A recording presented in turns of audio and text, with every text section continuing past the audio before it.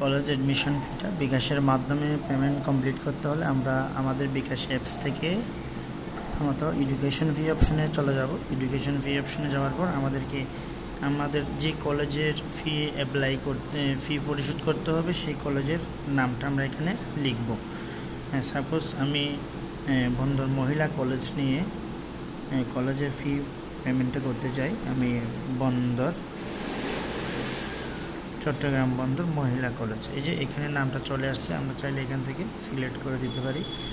এরপর আমরা এই কলেজের সিস্টেম হচ্ছে যে মাসে পেমেন্টটা করা হয় সেই মাসের নামটা উল্লেখ করে দিতে হবে, জুলাই 2024। এরপর হচ্ছে এখানে স্টুডেন্ট আইডি দিতে হবে, সেটা হচ্ছে রোল নাম্বারটা, এসএসসি রোল নাম্বারটা আমরা দিলে হয়ে যাবে।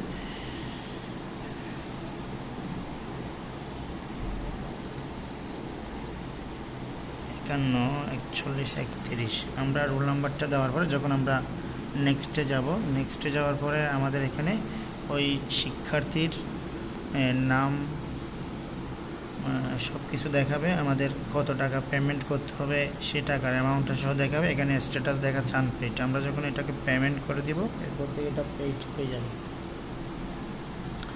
তো এই কলেজের অ্যাডমিশন ফি হচ্ছে 3524 টাকা। আমরা যদি সামনের দিকে যাই তো এখানে চার্জ করা হবে 45 টাকা সামথিং। তো এই চার্জটা সহ আমাদের টোটাল পেমেন্ট হবে 3569 টাকা 81 পয়সা। তো এখন আমরা এখানে আমাদের বিকাশের পিনটা দিয়ে আমাদের পেমেন্টটা পেইড করে দিব।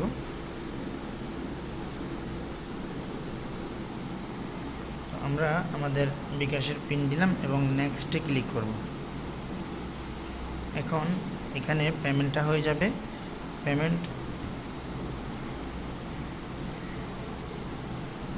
পেমেন্টটা হয়ে যাওয়ার পর আমাদের এখানে একটা রিসিপ্ট ডাউনলোড করতে হবে, যেটা আমাদের পেমেন্টের একটা প্রুফ হিসাবে কাজ করবে। তো এটা হচ্ছে আমাদের পেমেন্টের একটা প্রুফ। তো আমরা এখান থেকে পরবর্তী অপশনে গেলে আমাদের একটা রিসিপ্ট ডাউনলোড করার অপশন দিবে।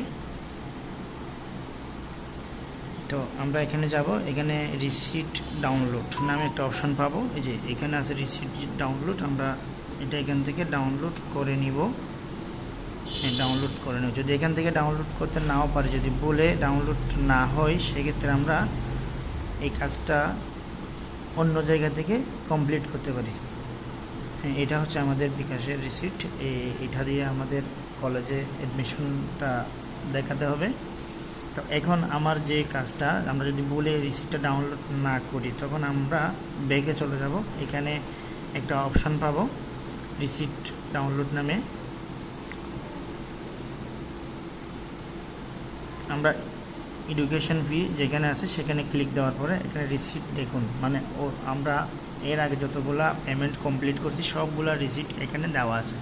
আমরা যদি বলে ওইখান থেকে ডাউনলোডটা না করি, পরবর্তী সময় আমরা এখান থেকে ডাউনলোড করে নিতে পারবো। তো এই হচ্ছে পেমেন্ট সিস্টেম।